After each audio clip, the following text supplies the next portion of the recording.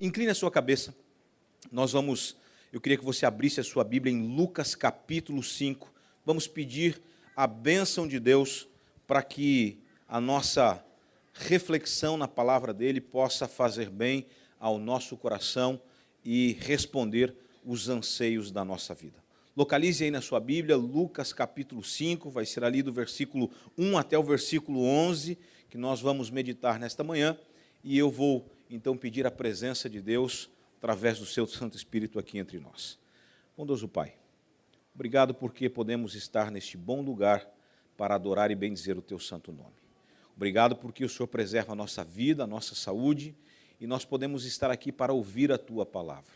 Que o nosso coração, a nossa mente possam estar sensíveis à tua vontade. Esteja entre nós, ensina-nos através da tua palavra. Em nome de Jesus oramos. Amém. Se você já abriu a Bíblia em Lucas capítulo 5, e a sua Bíblia é uma daquelas que tem o título ali das sessões, o que é que está escrito lá em cima? Jesus convoca seus discípulos.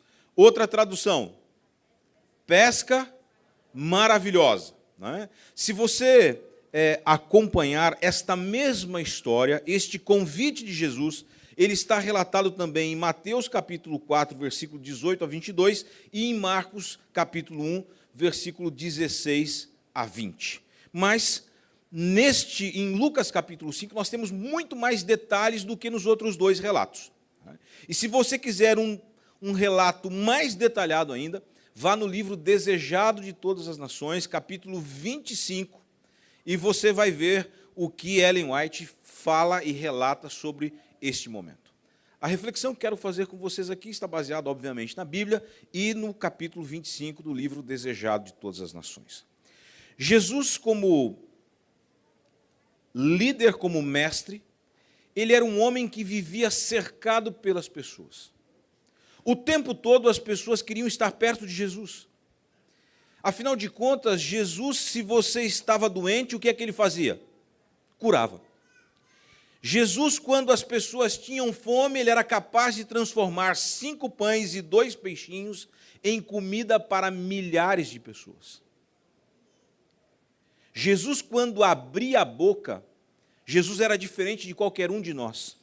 Eu posso passar aqui o tempo que eu quiser olhando para alguém, mas eu não sei o que é que você está pensando. Posso ficar olhando para você, mas não...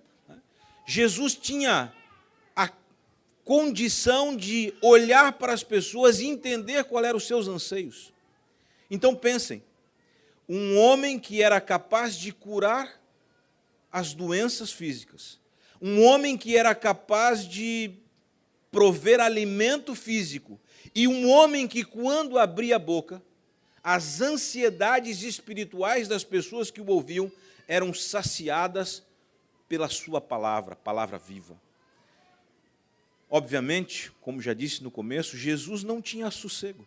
Aonde ele ia, por todas essas características, Jesus era seguido por dezenas, milhares de pessoas. O livro Desejado de Todas as Nações diz que Jesus foi até a beira do mar da Galileia naquele dia, bem cedo. Ele estava sozinho porque os seus discípulos estavam voltando de uma pescaria, e Jesus foi ali para procurar um pouco de repouso e um pouco de descanso. Mas, assim que o dia foi amanhecendo, as pessoas viram que Jesus estava ali, e uma grande multidão começou a estar ali em volta de Jesus. Se você está com a sua Bíblia aberta, vejam o que está relatado ali no versículo 1. E aconteceu que, ao apertá-lo a multidão para ouvir a palavra de Deus, estava ele junto ao lago de Genezaré, e viu 2 barcos junto à praia do lago, mas os pescadores, havendo desembarcado, lavavam as redes. Entrando em um dos barcos, que era de Simão, pediu-lhe que afastasse um pouco da praia, e, assentando-se, ensinava do barco as multidões. Jesus, quando viu que talvez centenas de pessoas estavam ali ao seu redor, Jesus viu os barcos e pediu então para Pedro, diz: olha, deixa eu entrar no barco e ficar um pouquinho mais distante para poder falar às pessoas. A Bíblia não relata qual foi o sermão de Jesus naquele dia. Mas se você for lá no livro Desejado de Todas as Nações, você vai ver que Ellen White diz que Jesus falou do seu reino. White diz isso, Jesus falou uma palavra de alento para cada pessoa ali.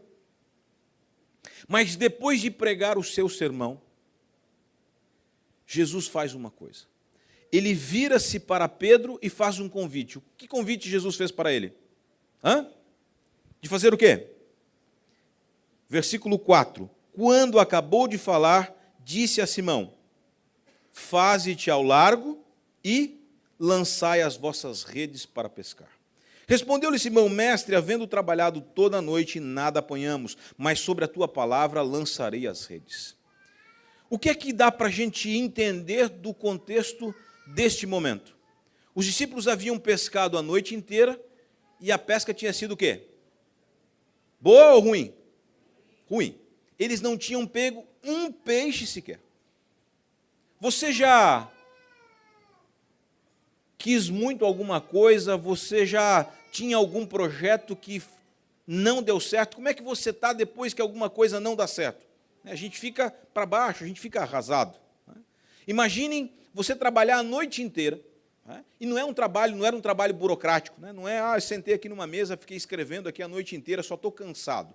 Não, a pescaria, quem vive de pescaria, ele depende do que vai sair da água. É como você trabalhar o mês inteiro e chegar no fim do mês e não ter salário. Puxa, não recebi salário. Não tinha dinheiro para pagar o meu salário. Assim é uma pescaria, para quem vive da pesca. Eles haviam trabalhado a noite inteira, passado as redes daqui para lá, de lá para cá, e nenhum peixe sequer.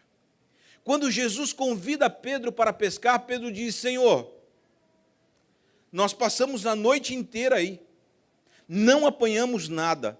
Pedro estava com vontade de pescar? O que é que você acha? Não.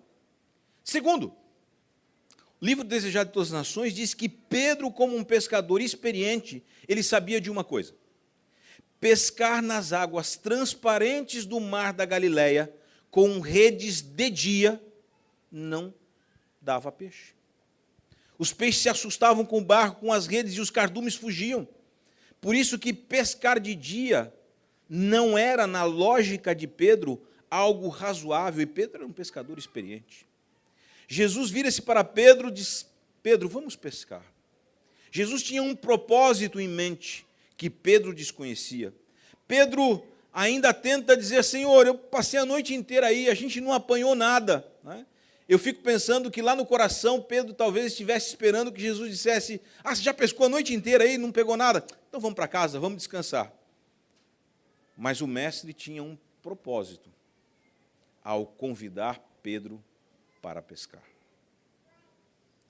Se você continuar lendo os versículos que vêm, diz que Pedro lançou as redes. E o que é que aconteceu? Um milagre aconteceu. As redes ficaram tão cheias de peixes que Pedro teve que fazer sinal para o outro barco, e quando eles juntaram os peixes, os dois barcos que haviam passado a noite inteira pescando sem pegar nenhum peixe, eles estavam tão cheios que estavam a ponto de ir a pique. Não sei o que estou dizendo, leia aí na Bíblia. Primeira lição que eu quero tirar desta história. Às vezes os pedidos de Deus para nós podem ser absurdos dentro da lógica humana. Pescar de dia não fazia sentido para Pedro, porque pescar de dia não dava peixes. Mas quando Jesus dá uma ordem, mesmo que essa ordem não se encaixe na minha lógica, na minha convenção do que é o que dá certo, o que é dar errado, lembre-se que Deus sabe infinitamente mais do que qualquer um de nós. Existem coisas que parecem estranhas. Talvez se você disser para alguém que, olha, eu vou perder o meu trabalho porque eu não quero trabalhar no sábado. Talvez alguém coloque a mão na cabeça e diga para você: que isso? Você vai deixar de sustentar a sua família por quê? Porque está escrito nesse livro que você nem sabe quantos anos tem, você leu aqui e você... Quando Deus pede alguma coisa, Deus sempre tem uma bênção para você. No mundo que a gente vive, pode parecer que um homem fiel à sua esposa, uma mulher fiel ao seu esposo, é algo ultrapassado. Mas lembre-se que, dentro do plano de Deus, existe uma bênção para a fidelidade dentro do casamento. No mundo que nós vivemos, parece que honestidade é algo em desuso. Inteligente e esperto é aquele que consegue, com pouco esforço, ganhar muito. Honestidade é uma palavra que a gente vê o contrário dela todos os dias no noticiário. É só você abrir a internet, é você pegar um jornal, é você ler uma revista, é você ligar a sua televisão e você vai ver a polícia perseguindo esse porque roubou 200 milhões, aquele porque tem tantos milhões para cá, 5 milhões, é delação, e é isso e aquilo. Parece que no século 21, honestidade é uma palavra em baixa. Mas lembre-se, quando Deus pede de você honestidade em todas as coisas, na sua vida pessoal, na sua vida profissional, na sua vida financeira, Deus tem uma bênção separada para você quando você faz a vontade de Deus. Por mais absurda que possa ser a ordem de Deus, a ordem de Jesus, lembre-se, por trás daquilo que Deus pede, existe sempre uma bênção. A história não para aqui. Depois de pescar a melhor pesca da vida,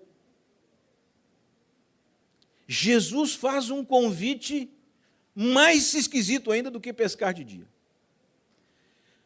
Imagine que Pedro fosse um vendedor e Pedro tivesse dado uma boa explanação sobre o seu produto. E ele deu a explanação e para quem ele ofereceu o seu produto, decidiu comprar 1000 unidades daquele produto que Pedro estava oferecendo. Era a maior venda da sua vida. Antes dele fechar a venda, Jesus faz um convite. Diz, olha, eu não quero que vocês, nem você, nem os outros, sejam mais pescadores de peixes. Eu quero que você se torne o quê? Pescadores de homens. Dá a impressão que é contraditório deixar 2 barcos cheios de peixes sobre a praia e aceitar um convite como esse. Mas é exatamente o que acontece aqui. Depois da maior pescaria da vida dos discípulos, antes deles usufruírem dos benefícios da pesca, Jesus faz um convite para eles. Jesus diz, no versículo 10 do capítulo 5 de Lucas, não temas, doravante serás pescadores de homens. E aí nós temos o versículo 11, que diz, e arrastando eles os barcos sobre a praia, o que eles fizeram? O que está escrito aí na sua Bíblia? Deixaram quanto? 30%, 50%, 40%, 80%, 90%, quanto que eles deixaram? Tudo. A Bíblia diz que eles foram até a praia, arrastaram os barcos, deixaram tudo e o seguiram.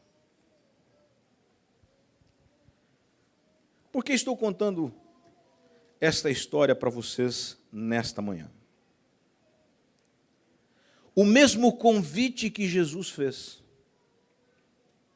aos discípulos na praia do Mar da Galileia, naquela manhã, ele ecoa 2000 anos depois. E através da palavra de Deus, esse convite chega até nós. Obviamente, as condições são diferentes. Não sei se alguém de nós é pescador profissional. Possivelmente não. Provavelmente, nenhum de nós acabou de passar uma noite infrutífera como aqueles homens haviam passado.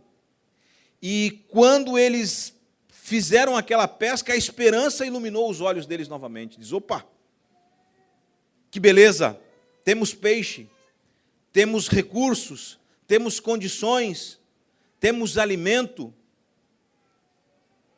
Mas o convite de Jesus, ele alcança os nossos ouvidos com a mesma intensidade e com o mesmo propósito que alcançou aqueles homens naquele dia. Jesus continua procurando homens e mulheres capazes de deixar tudo e o seguirem pela estrada da vida. Jesus continua procurando homens, não os melhores homens, porque se você for ler o currículo destes homens aqui, quem eram os discípulos? Quem era Pedro? Quem era Tiago? Quem era João? Doutor fulano de tal? Não. A Pena Inspirada diz que Jesus procurou entre os iletrados, entre as pessoas simples e humildes, homens que pudessem colocar a sua vida nas mãos do Mestre, porque dentro do trabalho de Deus, para Deus não importa qual é o seu título, qual é o seu preparo prévio. Para Deus importa a sua disponibilidade e não a sua capacidade. Obviamente não quer dizer que no trabalho de Deus, Deus não quer pessoas cultas e preparadas, não tem nada a ver com isso. Uma pessoa culta e preparada, ela pode fazer muito mais, mas ela precisa estar disponível. Ela precisa ter disponibilidade. O que Jesus estava procurando naqueles homens era disponibilidade para servir.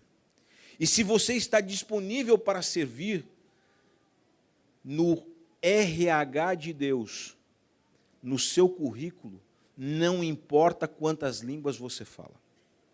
No seu currículo, não importa quantos cursos você fez. No seu currículo, não importa quantas pós-graduações, quantos mestrados ou quantos doutorados você tem. Importa só se você responde a pergunta: está disponível sim ou não? Porque o restante Deus completa. O restante Deus faz. O restante, o Espírito de Deus atuando em nós, faz a diferença. Jesus estava naquele dia recrutando homens que não tinham beleza, não tinham formosura, não tinham dinheiro, não tinham grandes conhecimentos, mas homens que estavam disponíveis.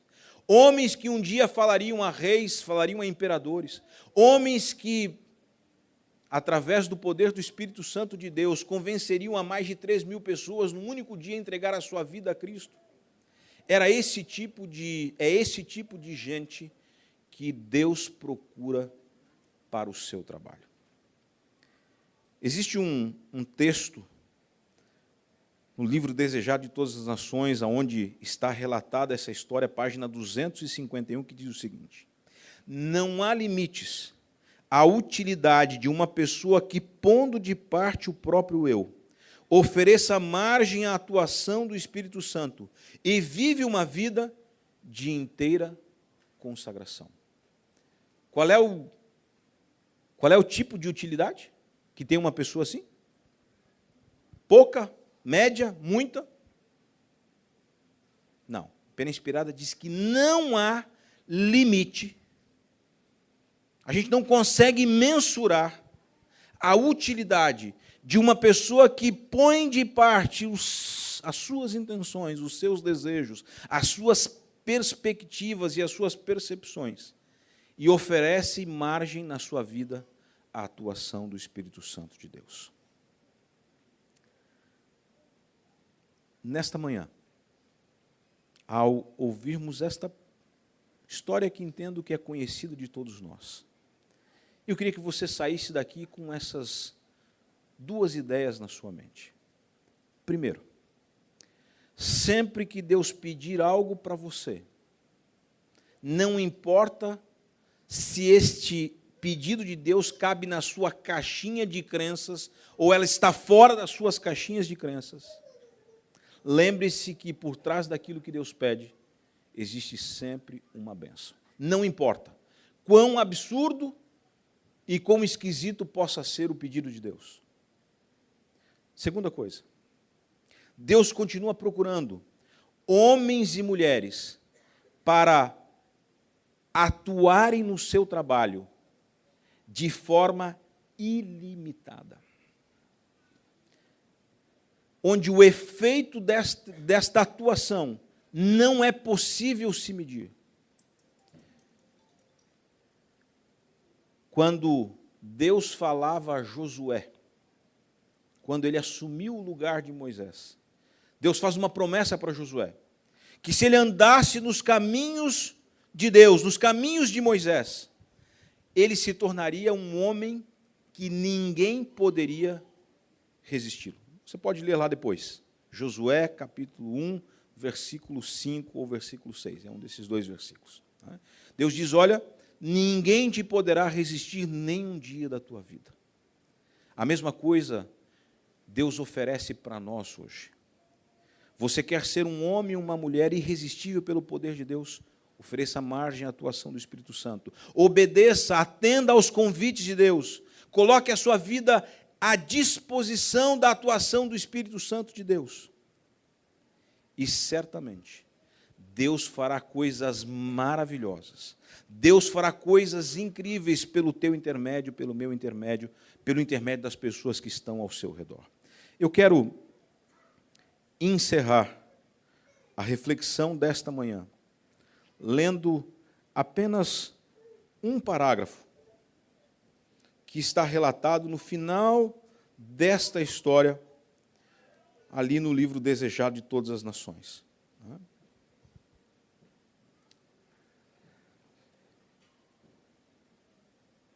Durante aquela triste noite no lago, enquanto separados de Cristo, os discípulos foram duramente premidos pela incredulidade e cansaram-se num esforço de infrutífero labor. Sua presença, a presença de Jesus, porém, lhes ateou fé e trouxe-lhes alegria e bom êxito. O mesmo se dá conosco. Separados de Cristo, nosso trabalho não dá fruto e fácil se torna desconfiar e murmurar. Quando Ele está perto, porém, e trabalhamos sob sua direção, regozijamo-nos nas demonstrações de seu poder. E aí a última frase. É obra de Satanás desanimar a pessoa e a de Cristo inspirar fé e esperança.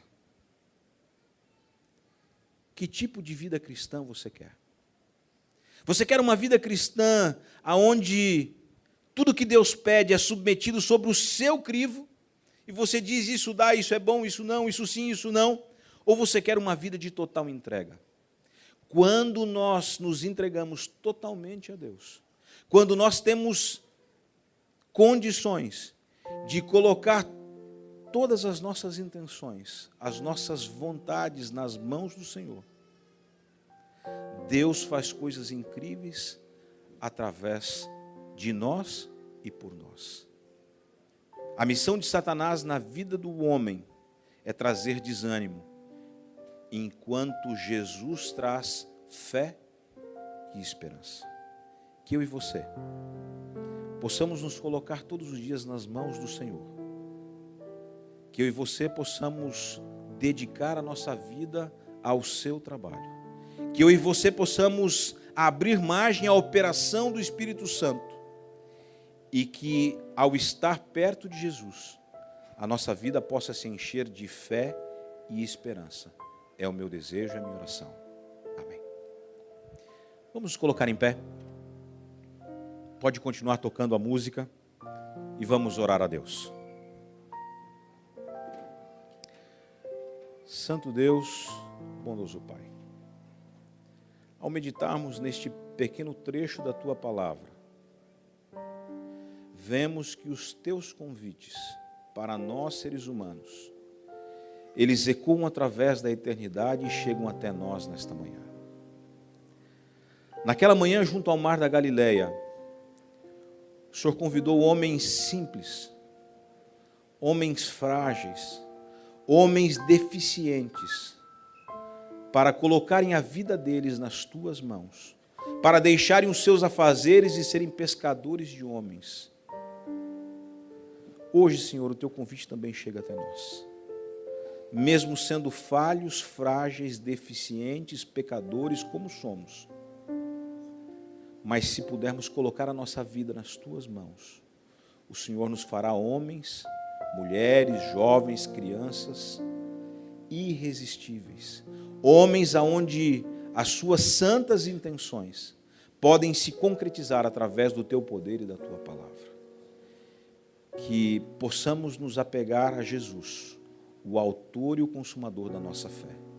Que o inimigo que nos traz desânimo e desconforto possa ser afastado de nós e possamos viver uma vida de entrega a Jesus. E estando perto dele, vivermos uma vida de fé e esperança.